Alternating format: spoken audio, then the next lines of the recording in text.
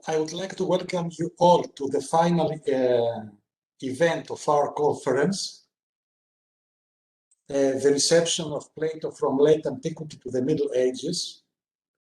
And I think that this final keynote lecture by Professor Corrigan would be the apex of our works in this conference, and would lead us to an ascent to meet Plato, maybe, and discuss with him. Let's hope. So, Professor Corrigan is Samuel Candler Dobbs Professor of Interdisciplinary Humanities in the Department of Middle Eastern and South Asian Studies at Emory University in Atlanta, Georgia. His recent publications include Love, Friendship, Beauty, and the Good, Plato, Aristotle, and the Later Tradition by Whippenstock, a text worthy of Plotinus, the correspondence of A.H. Armstrong, Paul Henry, Hans Rudolf Schweizer, E.R. Dawes, Jean Trouillard, and Jesus Segal from Leuven University Press.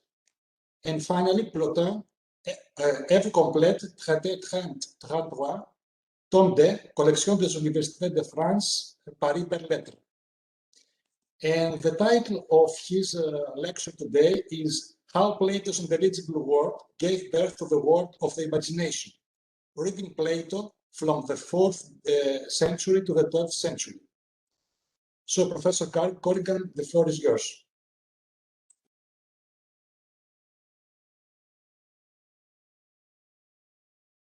Please unmute yourself. Now you can hear me. Marvelous. Okay, Theachuke.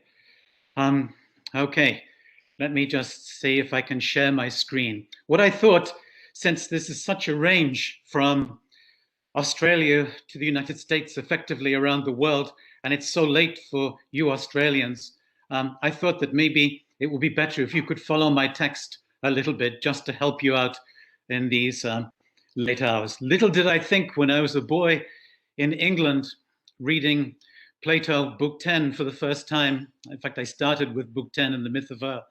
Little did I think that much later in my life, I would have the privilege and the principle of being able to speak to so many learned people across the world. What a privilege, you know, just to think of all the possibilities of lives that one could pick up on the plane of truth, that this would be the one somehow that was given to me. So I'm grateful for that. And I'm also grateful to the organizers of this conference, particularly Eva and George. And George, your benign presences, you're shepherding us through this strange experiment in which we find ourselves. I'm grateful to you, particularly for this possibility. At this magnificent conference of such diversity. Let me see now if I can share my screen here. Let me put the text up, and you can help me if I get, let me see. Can you see my lecture? Hello? No. Not yet, no. Not yet, not yet. Not yet.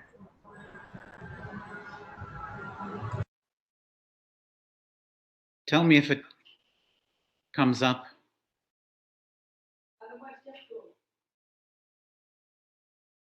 It's not there, is it? No. No. This is what I feared. No, not yet. But at the bottom of the screen is the share button. Let me just, it's connecting now, I hope. Yeah. It's different from Zoom. Thank you.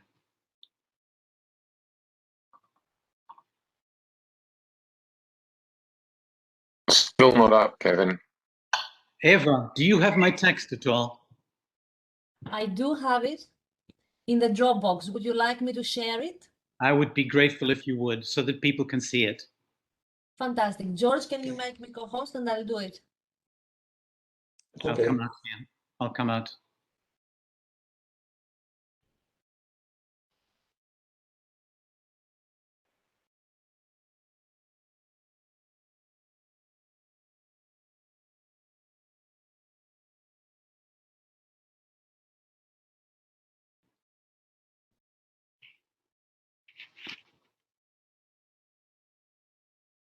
That's it, correct? Thank you, Eva. Very good. And if you could scroll down, I'd be so grateful as we go through. Thank you. I'm glad that I sent this to you. Very good. Okay, I'm just going to read it and follow through the train of thought that occurred to me some time ago, maybe a year and a half ago now. Plato's Republic is characterized for so many readers by Socrates' rejection of poetry and the downgrading of natural and artistic products to the lowest forms of images, 3 times removed from so-called reality. Imagination itself, or eikasia, is ranked lowest in the famous simile of the divided line at the end of Book 6. And yet the Republic is a work of creative imagination itself, which in this rejection would seem to disavow its own imaginative nature. Similarly, the Phaedo is for the most part taken to espouse an intellectualist view of the soul that wishes to eliminate emotion, feeling, and passion from the philosophic enterprise in favor of the practice of dying. And yet the Phaedo does not consist only of a series of arguments, objections, and counter-arguments, for it includes a startling imaginative myth of the Earth's geography, not as a cave or underworld of gloomy, gibbering spirits, but the Earth as imaginative idea or geography seen ultimately from above. Damascus himself points this out in his commentary on the Phaedo, but the imaginative side of Plato's thought is, for a large part, overlooked. Here I want to suggest that major developments in the later reception of Plato make this philosophically imaginative quality of Plato's thought manifest in unusual, if previously unremarked ways, that would not have become so apparent without that later reception. In this lecture, then, I shall read Plato first in terms of the dialogues themselves, or attempt to, and then through the lens of Plotinus and Proclass, I shall argue more broadly that the mundus imaginalis of Ibn al-Arabi in the Islamic tradition is part of the logical heritage of a more complex reading of Plato's thought. This heritage can be traced through Plotinus in one distinctive passage, I shall argue. There are in fact 2 distinctive passages, but I'm going to limit myself to one here. And the theology of Aristotle, namely parts of Enneads 4 to 6, translated from Greek and Syrian into Arabic by a Syrian Christian, al-Himsi, in the early decades of the 9th century, and for unknown reasons attributed to Aristotle. In short, I want to show how the intelligible universe of the Republic actually gave birth to the world of the imagination, a birth that helps to provide a new and important reading of well-known Platonic dialogues. I'm thinking here, of course, of the Phaedo, the Symposium, and the Phaedrus. Let me start with a few remarks about the Republic, just to set the scene. In Republic Book 6, the divided line, it is true, places imagination as a kind of stage painting at the lowest level of the sensible world, and this is what captures most of our attention. However, at the center of the divided line section, geometry also employs images, though not as a static cut on the line, but rather as a means of climbing up the divided line through clarity of images, as Socrates says at the end of that particular book. First, to an initial level of thought, or to the threshold of the intelligible cut on the divided line, and then by thought itself to reach a first principle from which to descend to a conclusion by and through forms. At least, this is the way I interpret the difficult text 510b to 511c. Socrates puts this as follows: geometers use visible figures and make definitions about them, but they are not thinking about them, but about the models of which they are likenesses. These figures which they fashion and draw, of which shadows and reflections in the water are images, they now in turn use as images in seeking to understand those others in themselves, which one cannot see except in thought, te dianoia. This is what I called the intelligible class, and said that the soul is forced to use hypotheses in its search for it, not traveling up to a first principle, since it cannot reach beyond its hypotheses, but it uses as images those very things which at a lower level were imagined, and which, in comparison with their images, were thought to be clear and honored as such. I understand, says Glaucon. You mean geometry and kindred sciences. Understand also that by the other section of the intelligible, I mean that which reason itself grasps by the power of dialectic, using hypotheses which are not first principles, but genuine hypotheses, like steps and starting points, in order to go as far as what is unhypothetical and the first principle of everything. And grasping this principle, it returns once again, keeping hold of what follows from it, and comes down to a conclusion in this way, using no sense perception in any way at all, but forms themselves going through forms to forms and ending up at forms. I used the translation of Gruber, modified there. The way I read this difficult passage is that on the sensible level, geometers reach up to the intelligible by means of a kind of geometrical imagination, using as images what was imagined at the lowest level, that is, to take eikasia not as an enclosed cut, but rather as an image by which to see something higher. The second step of dialectic no longer uses images in the same way, but employs intellectual images as hypotheses, that is, as steps and starting points. In other words, the extended imagination only goes so far. And yet, as we see later in Book 7, even the limited power of geometry and kindred studies can free the prisoners from the cave into the sunlight, where at first they can only look at divine images of objects, but subsequently, by virtue of such studies as geometry, reach up to contemplation. In other words, imagination is empowered by its right use of images to reach even up to the intelligible universe, just as this power can reach downward into the best operation of bodily reality. Because of shortness of time, I'm going to hurry on now over a rather long period to Plotinus and Proclass. Okay? So let me now examine. Kevin, we have a lot of time, so don't worry. Don't worry. Thank you so much. Okay. Let me now examine how Plotinus, Proclass, and later the Sufi tradition came to read some of these passages in the context of somewhat different preoccupations. Plotinus argues that the objects of geometry should be aligned primarily with intelligible objects, and even that they are, quote, like the virtues, abiding and eternal, so that not only the skilled geometrician, but even the picture lover, in recognizing an imitation of someone who lies in their thought, is disturbed and comes to a recollection of the true model. Presumably there, he's thinking of that famous argument in the Phaedo. This is not to suggest a world of imagination itself, only perhaps the geometrical and mathematical objects are in a dynamic intermediary position between the intelligible and the sensible worlds. However, there is one definitive passage, or a series of them, in fact, in the Enneads that provides the outlines, if only in passing, of a full creative imagination, namely the later chapters of 4.3 and the opening chapters of 4.4. Here Plotinus argues that there is no memory in the intelligible world, but that memory belongs not to the composite entity of soul-body, but rather to the soul's image-making power, 4.3, chapters 28 to 30. He goes on to propose that soul must have two image-making powers, a higher and a lower imagination, and he distinguishes not only between the intelligible and the sensible world, but also he distinguishes the emergence of a higher imagination in the heavenly world, that is, the superlunary world of the divine celestial gods. Plotinus writes, perhaps the reception into the image-making power would be of the logos which accompanies the act of thought. The act of thought is without parts and has not, so to speak, come forward into the external, but remains unobserved within. But the logos, unfolding its content and bringing it out of the act of thought into the image-making power, so showed the act of thought as if in a mirror. And this is how there is apprehension and persistence and memory. A very different take if one thinks of, let's say, posterior analytics 219 here, my comment here, and one thinks of the standing of the universal in the soul. Plotinus sees, as it were, the monē, or the standing or persistence of the universal in the soul.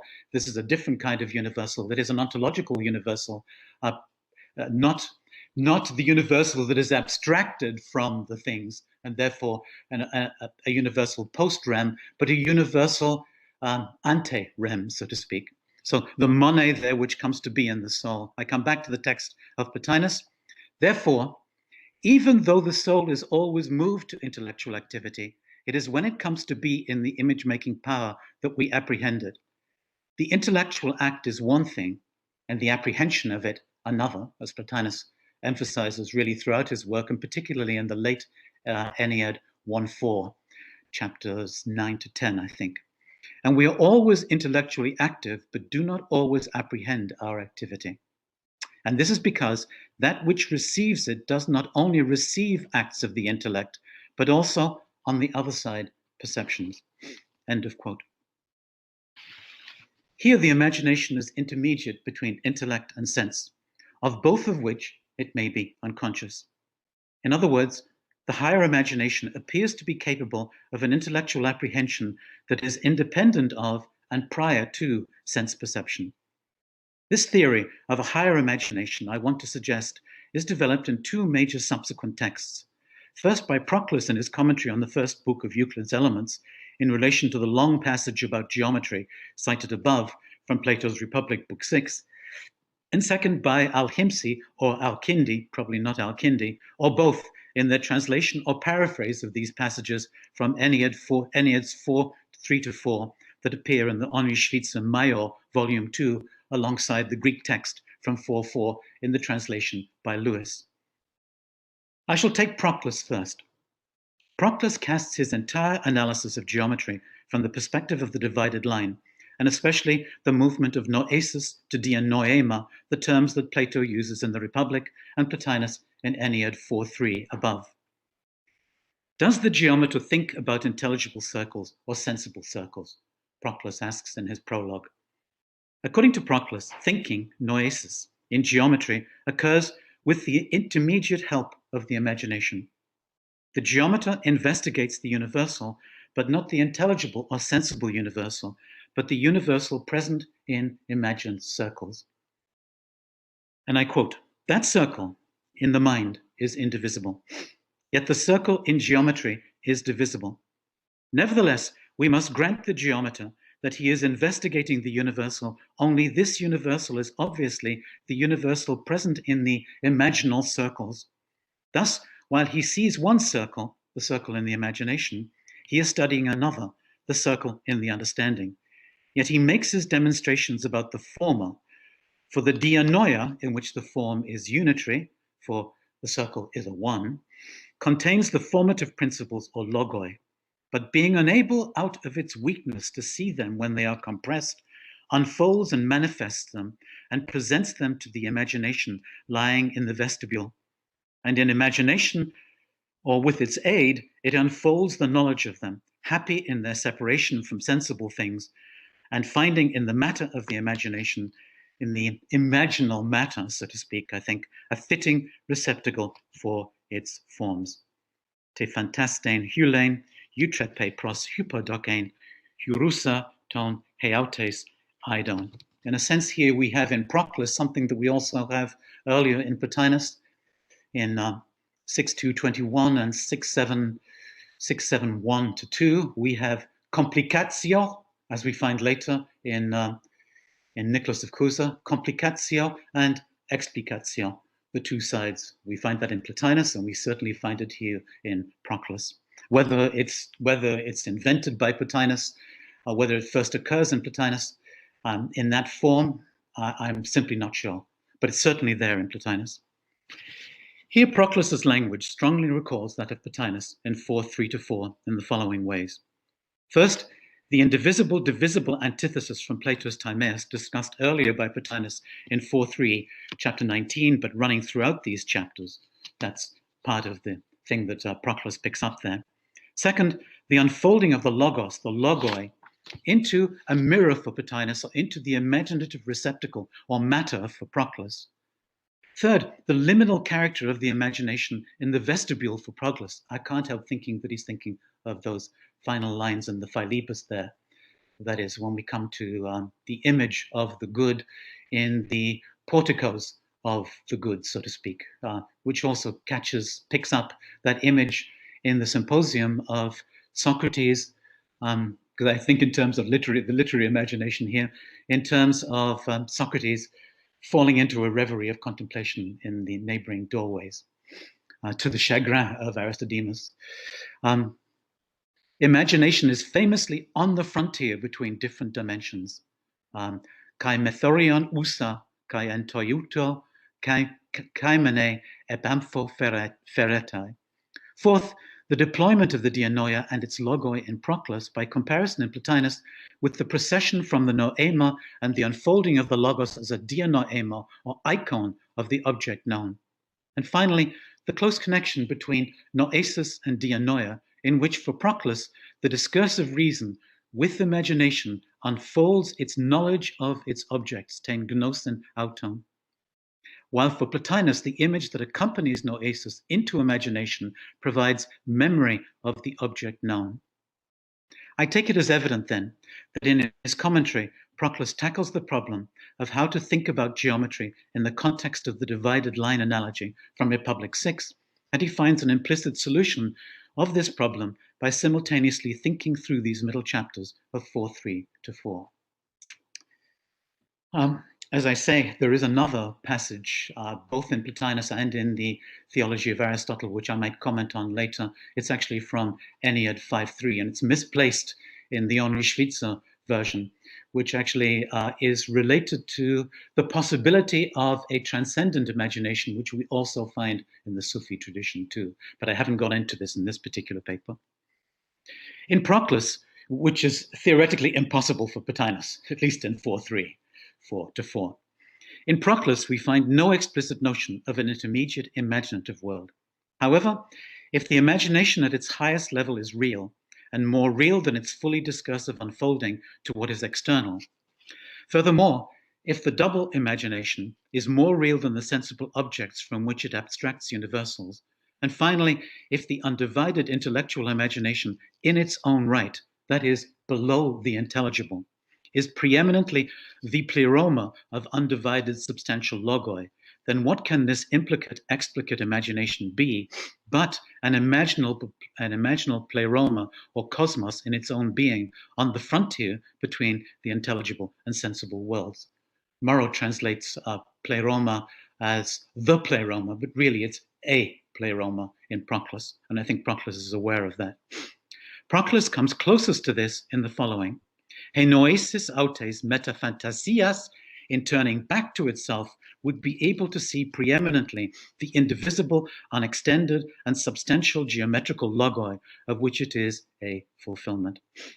This notion of an intermediate imaginal pleroma implicitly picks up a suggestion by Plotinus in 4.4.3 that the higher imagination is an intermediate realm between the intelligible and the sensible world, constituted both by its memory of the intelligible, that is, its own unfolding logoi, its content, and by the sphere of the heavenly bodies itself.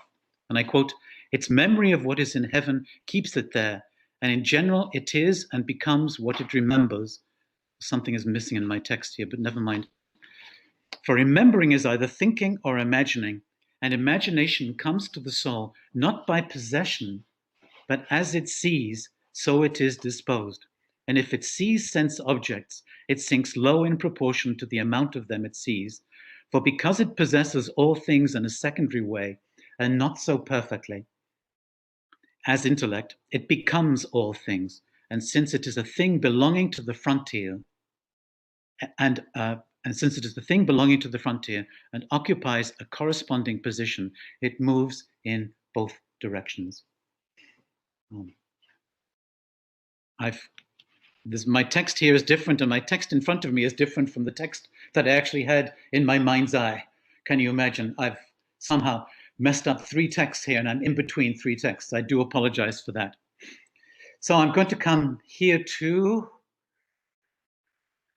let me see where I am here. I'm coming to in the Theology of Aristotle. Let me just see where I can find.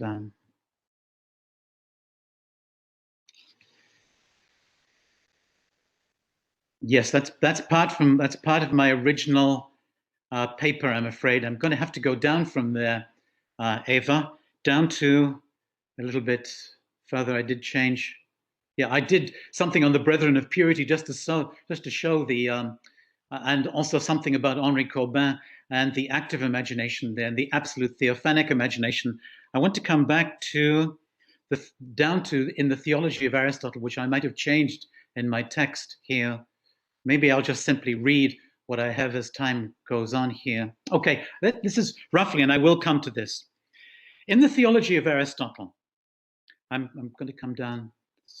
In the theology of Aristotle, this superlunary world, you just have to listen to me at the moment. I'm sorry, I like a text because I don't like it to be about me. Pardon?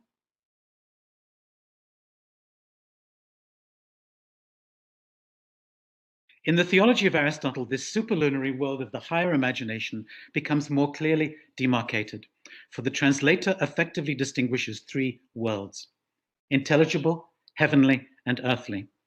Theologia 2, sections 30 to 75, provide evidence that the translator interprets Plotinus as referring first to a world of mind in which subject knowing and object known are identical. Second, a superlunary world of the higher imagination and memory. And third, the higher memory. And third, an earthly world of the lower imagination and memory, or of complete forgetfulness as the soul sinks still lower. I cite part of this crucial passage from the theology of Aristotle. When the soul separates from the mind and refuses to coalesce and desires that she should be alone by herself, then directs her attention to this world and casts her gaze on one of the things below the mind, she acquires memory then and becomes possessed of memory. If she remembers the things which are there, she does not sink hither. And if she remembers this world below, she sinks down from that sublime world. But either she sinks to the heavenly bodies and remains there, or else she descends to the earthly world. And if she descends to the heavenly bodies, she remembers nothing except those heavenly bodies and assimilates herself to them. And similarly, if she descends to the earthly world, she assimilates herself to it and remembers nothing else. For when the soul remembers anything, she assimilates herself to that thing which she remembers, because memory is either cogitating or imagining. And imagination has no being that is permanent and abiding in one state, but it is the state of the things it sees, be they earthly or heavenly, because according to what earthly or heavenly thing it sees, correspondingly does it change and become like it.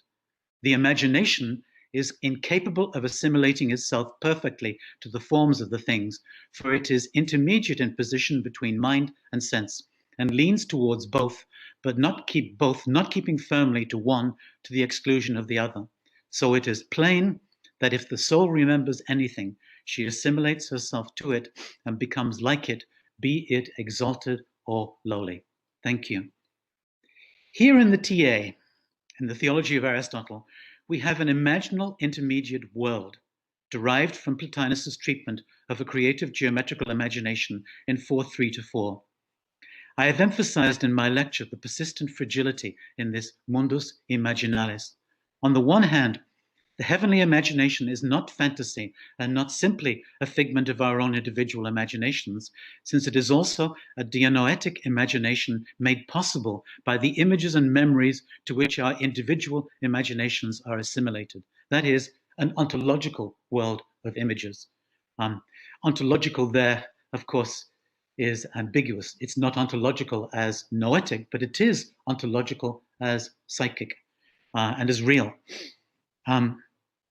On the other hand, such an imagination does not possess the immediate self-verification of intelligible reality, such as we find in Ennead 5.5, for instance, for it is intermediate in position between mind and sense and leans towards both, not keeping firmly to one to the exclusion of the other. Here I have space only to note in Plotinus, Proclass, and the theology of Aristotle, the liminal existence of imagination on the border between the intelligible world and different levels of image, which is related to a major characteristic of Ibn al-Arabi's mundus imaginalis, bazak, the boundary, frontier, or limit between worlds that both divides or separates them, and yet also provides an isthmus or passageway between them. Ibn al-Arabi puts it this way, quote, a bazak is something that separates two other things. In itself, bazak is intelligible, but it is only imagination. For when you perceive it and are intelligent, you will know that you have perceived an ontological thing, wujudi, upon which your eyes have fallen. In other words, The imaginal form might be contiguous to our perception, yet it is radically discontiguous, since it emerges from a different dimension of being. Nonetheless, this imaginal world is a crucial intermediary between God and nature, making possible revelation, meaningful dream visions, and symbolic representations. Ibn Arabi articulates this in the following way. Revelation begins with dream visions rather than sense perceptions, because intelligible meanings are closer to imagination than they are to sense perception. Sense perception is the lower side, while meaning is the higher and subtler side. Imagination stands between the two. Revelation is a meaning.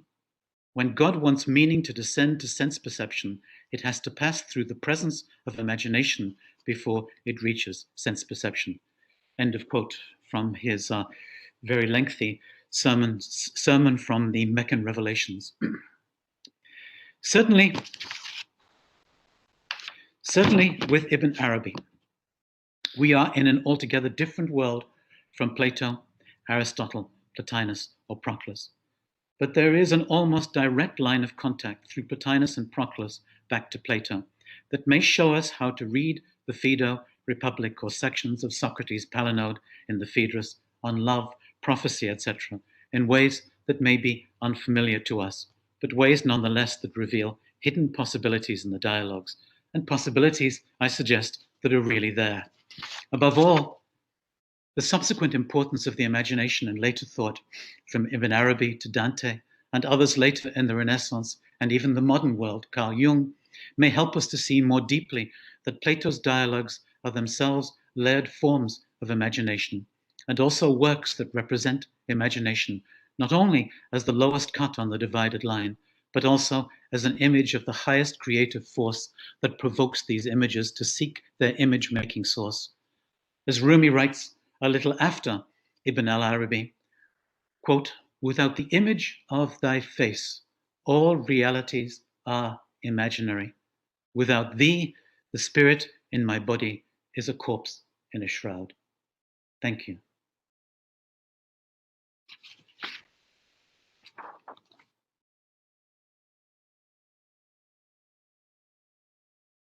Thank you very much, Corrigan.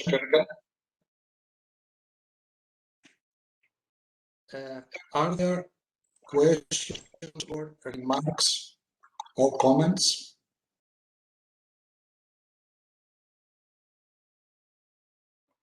I apologize for my different texts there. Okay, Andrew Payne, please. Yes, thank you. Yeah, I hope you can hear. Let's see, I find very congenial the interpretation you have of imagination. I would just like to comment that perhaps the mention of eikasia in the divided line is can be expanded. It seems to me that, especially in the context of Neoplatonism, we should read this divided line in connection with the Timaean theory of vision. The divided line tells us that eikasia has to do with our contact with shadows, reflections, for instance, in water, and then various things that are received in smooth and dense surfaces. According to the Timaean theory of vision, the eye is one of those things that is smooth and dense. And various theories of, according to this Timaean theory of vision, we see when some sort of memory trace impacts or appears on our eye in something like the process of mirror reflection. If that is the case, then the act of seeing in ordinary life, seeing what we take to be objects, is a case of taking up and utilizing mirror images and that impact on our eye. That seems to be a way in which eikasia is utilized by the next power up, pistis. Yeah. So this could be something congenial and perhaps related to Plotinus's discussion of imagination. Oh, thank you so much. Who's speaking, please? Andrew Payne. Oh, hi, Andrew. Yes, you've talked a lot throughout here, and I recognize you well. Yes, indeed. In fact, actually, if one thinks about this, if one were to put this into the context of, let's say, Ennead 557, which is really Plotinus's phenomenology of vision in terms of noetic thought, and then one were to transpose that into the complete argument of 6.7.1-7, which concludes, of course, with the idea that aistasis are dim intellections. This notion of, which I think is also related very much to Plato's Philebus, and if then one is to see that in the light of Plotinus's treatment of imagination as the mirror, and anti-lapsis, apprehension, as something different from noesis in 1.4.10, and then again, as you point out rightly here, the image of it being caught in a mirror in Proclass's commentary on Euclid. Most certainly your suggestion there makes very, very good sense. I hadn't thought of it in that particular way, but we'll go back particularly now to look at that theory of vision in more detail. Thank you. The next question comes from Sean, please. Yes, thank you very much for the paper. My question is, would this imaginative world be shared by all thinkers? And if so, how do we relate that to this sense that imagination is something that individuates? And here I'm thinking specifically of sort of 12th and 13th century debates. For example, in Albertus Magnus, his commentary on De Anima 3, he says that Ibn Bajjah and Ibn Tufail both think that the imagination is something that individuates, and this is how they escape from problems of the unindividuated intellect. So is Ibn Arabi consciously reacting to these previous thinkers from Al-Andalus and making imagination into something that does not individuate, but rather is shared? Or is he just operating on a different wavelength altogether? Do you know, honest truth, I don't know enough to give you a definitive answer, because this takes us to the interpretation of De Anima 3-5, and by some of these major thinkers throughout, from Al-Farabi all the way through to Ibn Rushd and beyond. Does the imagination individuate? What an interesting thought. That's part of the talk that we had just recently. It relates to the principles, as the Platonic principles as they are received in Aquinas and criticized in Aquinas. My answer to you would be that in principle it's shared, but I say in principle, precisely because if the imagination is defined by what it sees, then it must be individuated by what is given to it. And yet, at the same time, secundum modum recipientes, you also have the possibility that although it should be a world shared, it is nonetheless a fragile world in between the intelligible and the sensible. A world which, in fact, according to Ibn Arabi and according to Rumi too, the two that I've really looked at here, is a world into which we can stumble, and it can also stumble into us. And the way that it stumbles into us is not something that is given to everybody. When I say secundum modum recipientes, it means that it takes a certain kind of fittingness to be there and to be able to apprehend it. And it's a kind of strange experience, an unsettling experience between the intelligible and the sensible, which is both real, and yet at the same time, it is imaginal. And therefore, it has a kind of illusory quality to it, even though it actually is a real experience. It's an interesting feature of this, of course, if you look at the history of the passive and active imaginations and all the different kinds of active intellects. Proclass himself suggests in the commentary on Euclid that the imagination, that the creative geometrical imagination is actually like the passive intellect in Aristotle's De Anima. All right, so that the connection you make there is actually a real one, and the imagination. And of course, Aristotle himself in De Anima, around about 430 or something, does say that fantasia is a form of noesis. That's my take on it, anyway. Thank you. The next question comes from Brendan Case. Great.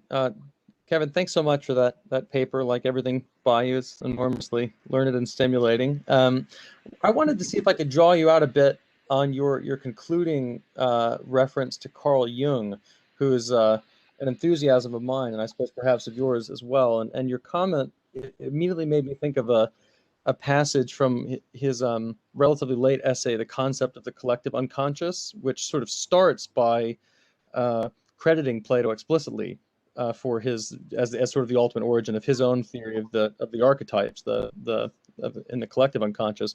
But he goes on to say that where for Plato, as he reads them, the ideas are sort of models of really existing things.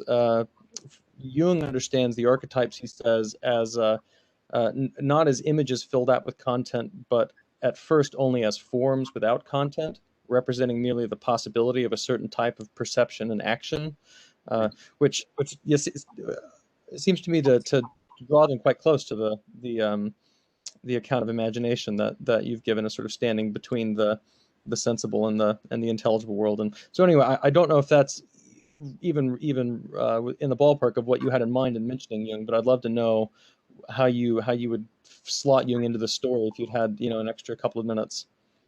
Well, fascinating, and I'm simply going to speculate here a little bit, because in fact, when I put Jung in there, I thought, oh my gosh, I'll open a can of worms there, which I'm not prepared to talk about authoritatively in any particular way. And my friend Peter Kingsley has just written a book on 2 volumes on Jung, so I'm rather wary of entering into it. But in fact, actually, for me, this paper helped me to understand Jung in a different way. That is, to see the forms, because the way that, as I understand it, these imaginal forms are represented, they take on, or they visualize or imaginalize the forms of, as it were, prototypes, or perfect. They're not perfect, identical, self-identical types, because they're not intelligible forms, and therefore they do have a kind of shape form of them, but they're not yet they're not neo-Kantian in any way, although Jung is after the neo-Kantians, of course. They're not, as it were, limit thoughts. They're, as it were, limit concepts which are there to be, as I just said to Sean, which are there to be individualized and filled with content. That's something of the way that I see this in Jung. They are archetypes which become articulated in our experience. And remember, I think what we do here, we turn these things into a hierarchy, or visually, we put these things alongside each other, as if they're kind of seriatim, like a divided line, which we see represented on a piece of paper. But really, in fact, all of these things are intertwined at every single point of view. I don't know if I'm making any sense here. So, in other words, the collective unconscious, for me, is from different points of view, it's real in the imaginal world, but it's not fully realized in each individual, of course.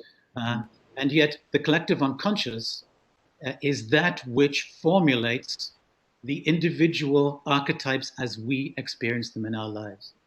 Does that make any sense at all? That's the way I see it. Yeah, no, it's very interesting. I mean, Jung obviously is mystifying, but I thank you for the reference to Kingsley's work too. Actually, I didn't know about that, but I'm going to go buy that right now as fast as I can. So I promise you, I haven't read it because I went to school with Peter, and he's my dear friend, but he's very anti-Plato, and that's very bad for my heart. Oh, sure, yeah. Because I love Plato.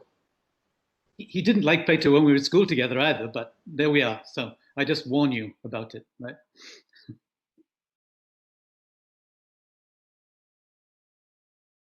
Other question?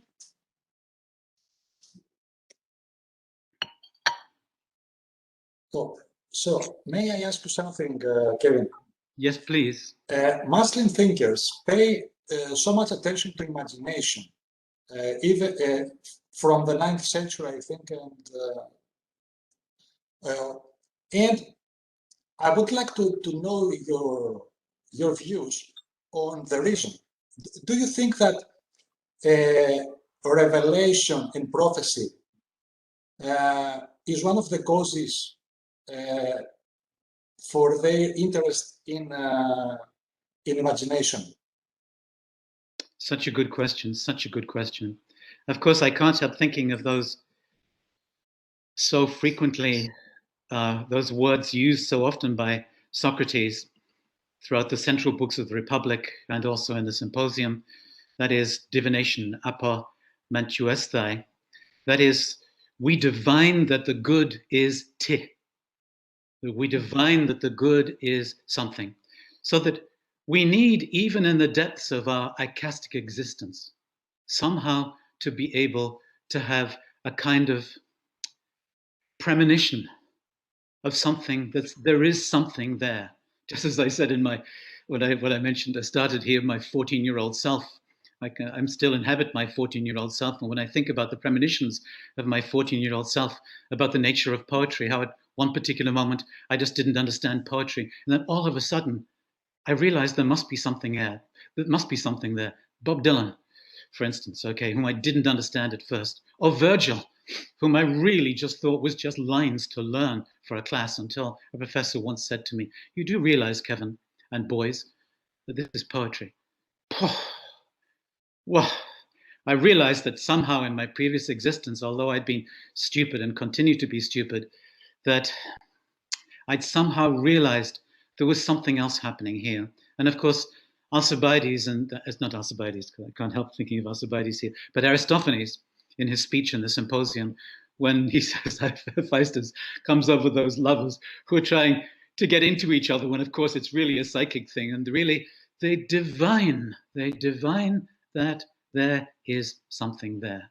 So in other words, I don't think it's just because of their predilection for prophecy and because of their religious presuppositions there. I think it's perhaps a particular interesting multi-ethnic sensibility. Different ethnicities have different sensibilities to different things, and I think early Islamic thinkers were very much aware of, very sensible to this divinatory quality which runs through everything, not just something religious.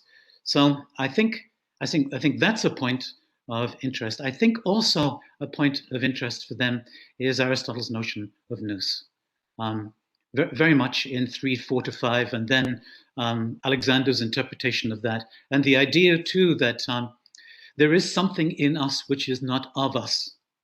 All right, and that even if there is something in us which is of us, that is properly intentional, it shouldn't be intentional to be truly us. It has to be self-dependent, even if it is of us. In other words, there is something in us which is of us. There is something in us which is self-dependent, and which we'd simply say is ours. Plotinus will say here, mind in this particular sense is ours and not ours. I like that particular way of looking at it. But then also, since we perceive by the light of the sun, and we think by the grace of the good, as Plotinus puts it in 6, 7, 21, 22, 23, the gift of the good, and we think by the grace of the good, then there is that in us which is not of us and which is not self-dependent purely in us, but which is part of the activity which is given to us. I can't help thinking of Plotinus here in relation to these Muslim thinkers.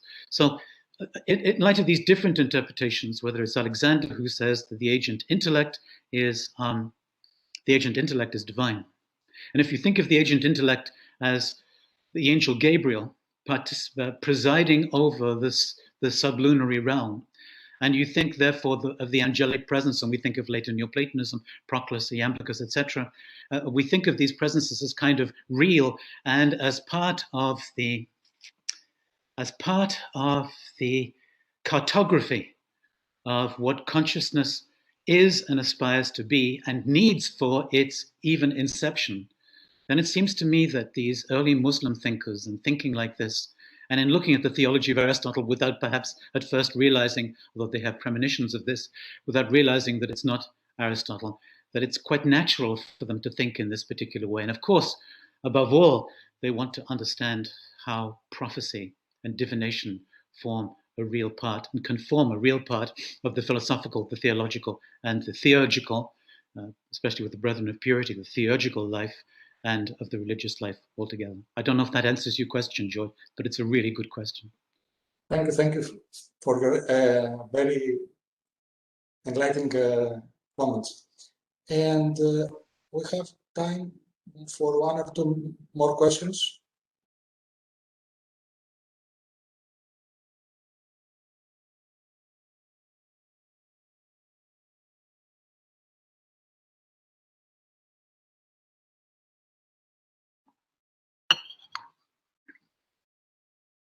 So if there are any questions, we shall proceed to the conclusions of the conference.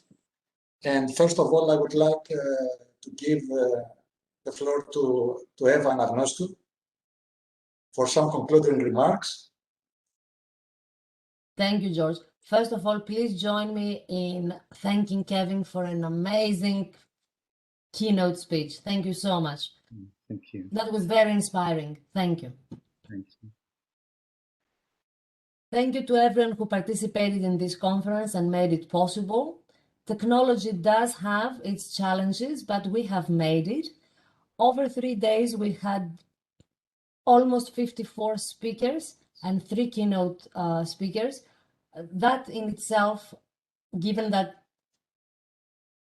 we didn't really have all that many technical glitches, was, I don't know, truly lucky and also wonderful to see happening. Now, Ilaria, for health reasons, as I've communicated early on, had to withdraw to the very last minute, though she was very much hoping to be able to make it. We sent her, even electronically, best wishes for quick recovery. She will be with us when the time for the publications from this conference comes. I know that our dear colleague Lu Zhang had an unfortunate incident with her microphone. Again, because we have been recording the sessions, we've asked her to re-record her particular speech, and we will join everything together and make it publicly available. We will notify all of you when this is when this has happened. Finally, and with regard to publications, I said from the beginning that this is a very diverse conference, and that's how we have conceived it, and that's how we wanted it to pan out. We don't necessarily want to publish everything in one volume following the usual path of conference proceedings. We want to create opportunities, multiple opportunities, so that each paper finds a nice home, as it were. Already, we have been approached by the journal Religions. It's an open access journal, and we came up with a volume on conversion. I will circulate it to all those interested in a few days' time. We've already approached some of you whose titles seem to be very close to the topic of conversion. And I think we have a volume kind of designed already. But whoever, if there are other people that have papers relatively ready or in advanced stages of preparation that would like to submit them for consideration, I will give you the deadlines and everything necessary to facilitate the process. So that's one avenue. After the conclusion of the conference, George and myself have already thought of approaching Brill for an edited volume, and we also have a few other ideas in mind that we would like to try out before we are able to communicate to you. But we really want this to lead to a number of publications as I said before. If any of you has any particular ideas, please let us know, and we're more than happy to take them on, as it were. That's all I had to say. I think it's always better to keep it short and sweet. I can see Donna saying thank you so much. Thank you, Donna, for all your patience. I really don't have anything else to add, but thank you once more for all your help, and thank particularly, I keep calling them the two Georges, I'm so sorry, George Steiris and George Arabatzis, for being such excellent colleagues. Thank you so much.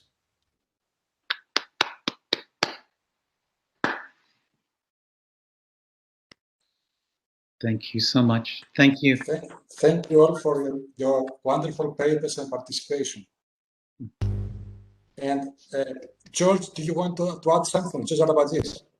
My thanks to everyone, to all the speakers, the keynote speakers, the last keynote speaker for closing so beautifully the conference.